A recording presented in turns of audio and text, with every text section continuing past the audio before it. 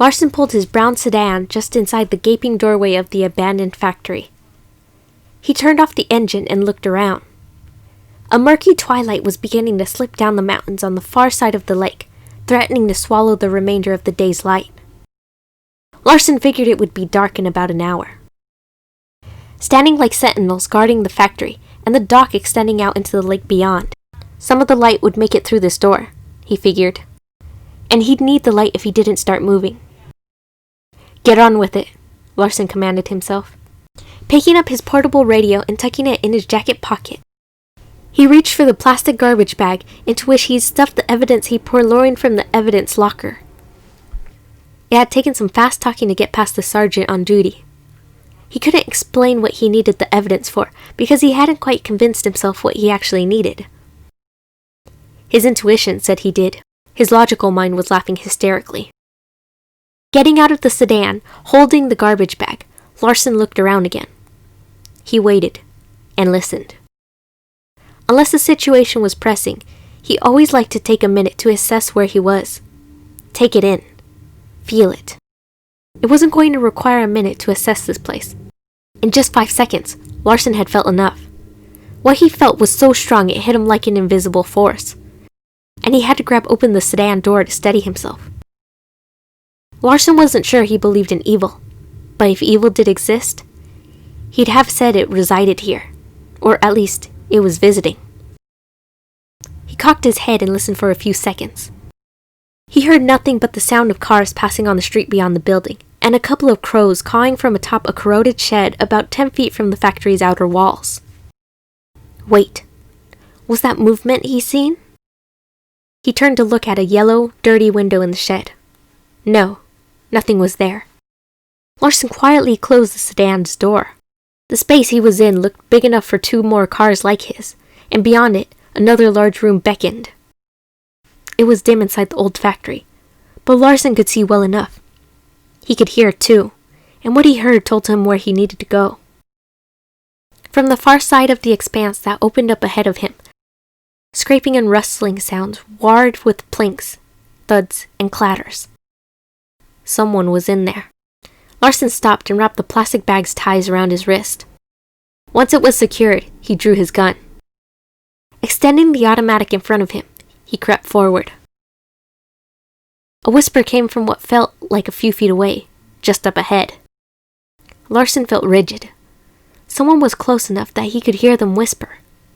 Why couldn't he see them? He took a breath, steadied himself, then strode to the edge of the huge room dominated by a massive blue trash compactor.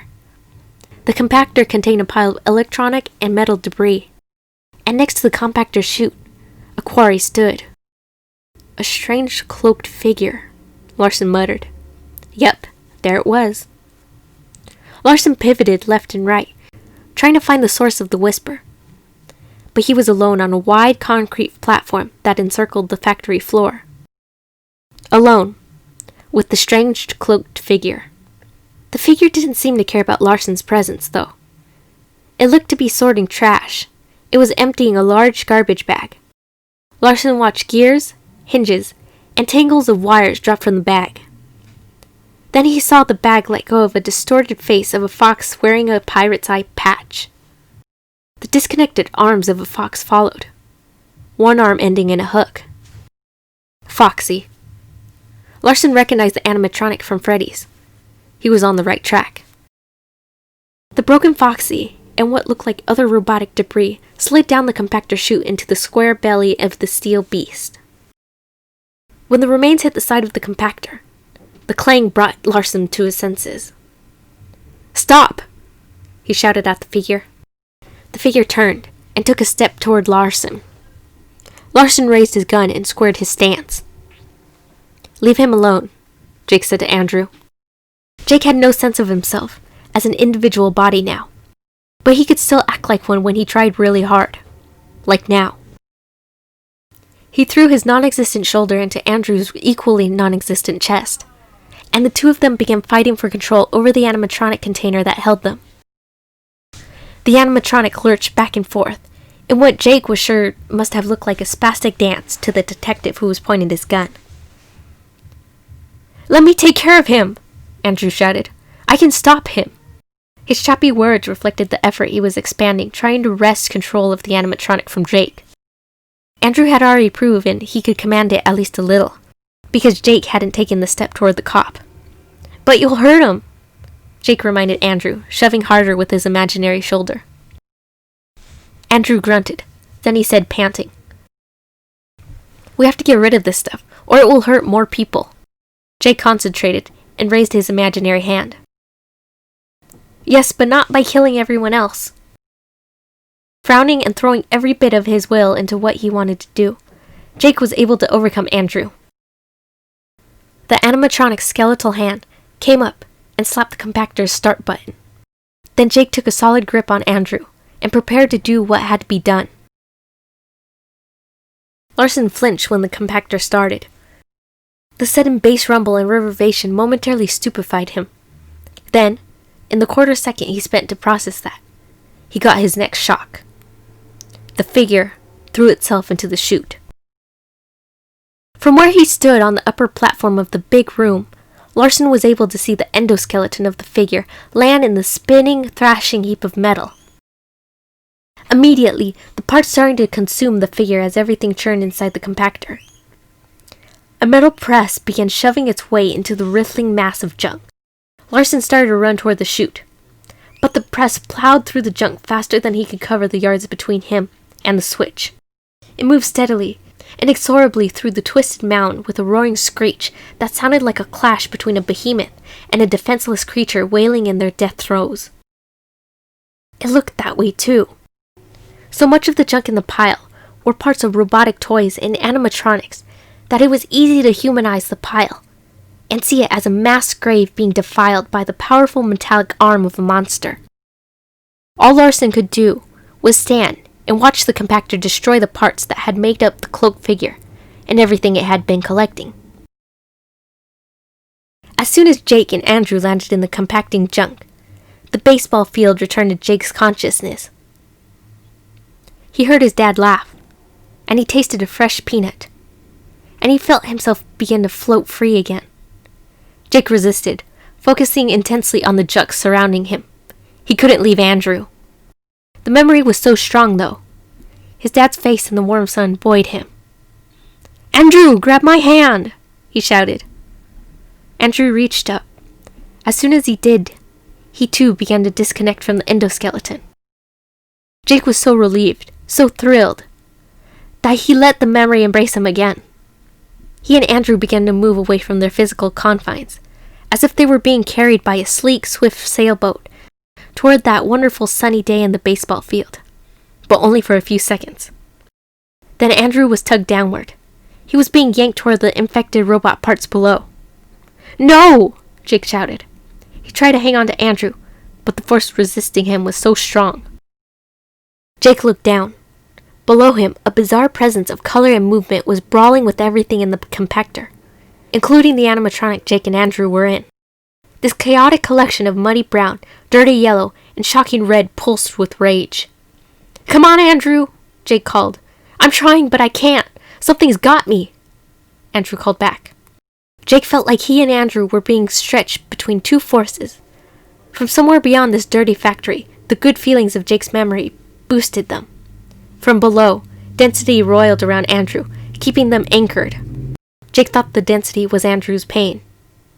Then he realized he was wrong. It had nothing to do with Andrew. "Andrew!" Jake said. "There's something else in here with us." "It's him!" Andrew cried out. He sounded terrified. Jake focused harder on his memory. He ate a hot, salty peanut, and he looked into his dad's warm, happy gaze. Larson couldn't move. He was mesmerized by the compacting junk, and by the inexplicable light rising from it. What was that? He realized he was still aiming at the crumpling, deconstructing Stitchwraith, and holstered his gun. He rubbed his eyes. Was he seeing things? It looked like a faint aurora borealis was rising up from the convulsing junk. "Yes!" Jake cried. Andrew was breaking loose. Then, out of the nearly fully compressed junk, the contorted but identifiable shape of what looked like a burnt skeletal man thrust upward, with ashy see-through skin that revealed dried up but still quivering organs. The man thing looked like a creature from hell. Its limbs broken and bursting through the cracked skin, its face misshapen, its torso twisted. The creature took shape while Jake watched.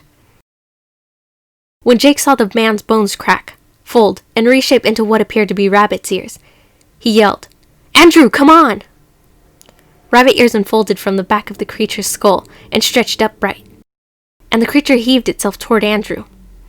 Jake had a hold of Andrew, and he was sure all but just the tiniest amount of Andrew's essence was in his grasp. But the creature was trying to keep hold of his friend. "No!" Jake shouted.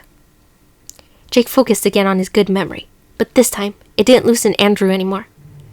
It just started taking Jake away from Andrew. Jake couldn't let that happen. He wasn't going to allow Andrew to be hurt anymore. Jake had to stay and fight. Blocking out anything good he'd ever felt, Jake anchored himself back into the animatronic. He faced the enemy in the compactor.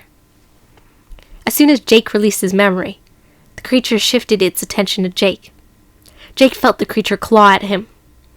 It felt like he was being mauled and pummeled by a force filled with a never-ending need to inflict pain.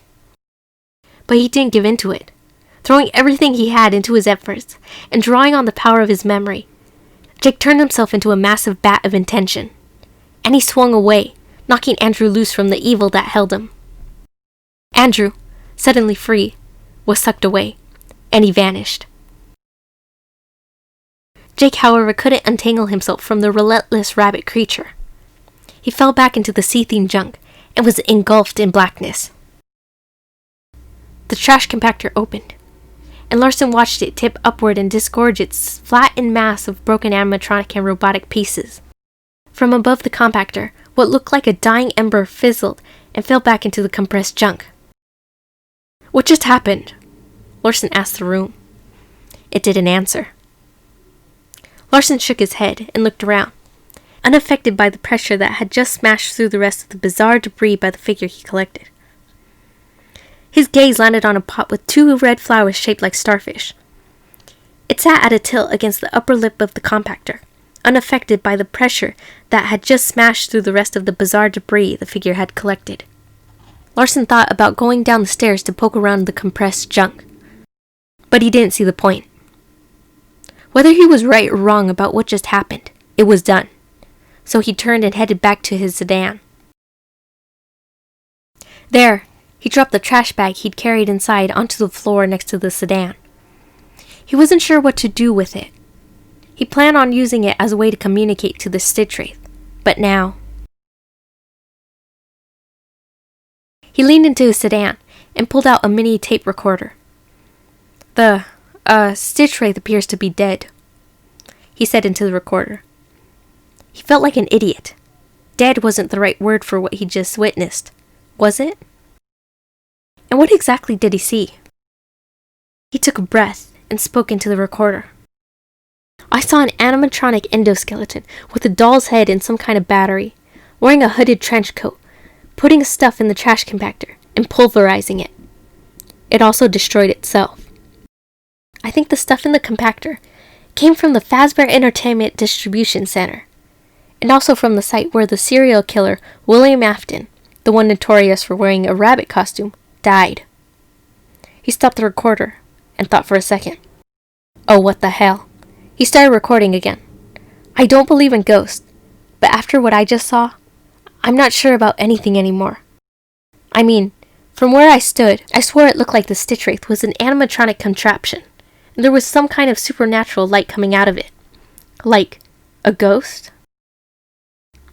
Like the animatronic was haunted by ghosts. Maybe the ghosts were kids Afton killed, or maybe it was Afton himself." He stopped the recording and sighed. Who was going to believe any of this? Tossing the recorder into his sedan, Larson turned his back to the inner part of the factory and looked out through the exterior opening to the lake. The sky above the mountains was tinged with the faintest hint of pink. Maybe he should take Ryan hiking the next time he got to spend time with his son. behind the unsuspecting Larson, the compacted trash began to move, making a quiet rustling sound Larson didn't hear. The junk rose from the trash compactor and began to arrange itself into an upright being. As it began to assemble itself, the being sucked in all the remaining junk and debris in the factory. However, it also rejected some of the waste. Just as it started to form, the vaguely man-shaped structure of trash shuddered for a second, and then it ejected part of itself. A mutilated mass of robotic endoskeleton and crumpled fabric spewed through the air and landed several feet away. When the rejected debris hit the concrete, it lay still. The rest of the trash from the compactor continued its transfiguration. It formed itself out of animatronic body parts, but not in any logical way. They were joining all haywire. Heads were being used as joints, arms as legs, and legs as arms, and torso formed from the hips and chest and belly of 3 animatronics. But each part was put in the wrong place. Hands were inserted at a random all over the place structure. Woven through all these misplaced pieces were wires and gears, which created a labyrinthine circulatory system, connecting hinges to gears to screws and nails to eyes and noses and mouths. With each additional piece clamping into place, the miscreation stood taller and taller until it was nearly 15 feet tall. Then, looming over the detective, it leaned to the side and lifted a macabre head up to the neck made of shins. The head, like the rest of the being, was made from animatronic parts. Fingers, toes, wires, hinges. Within those parts, 2 gaping black holes looked out on the world with pure malevolence. And from the top of the unnatural structure, what looked like 2 rabbit ears made of even more animatronic parts unfolded and canted forward. They were aimed right at the detective.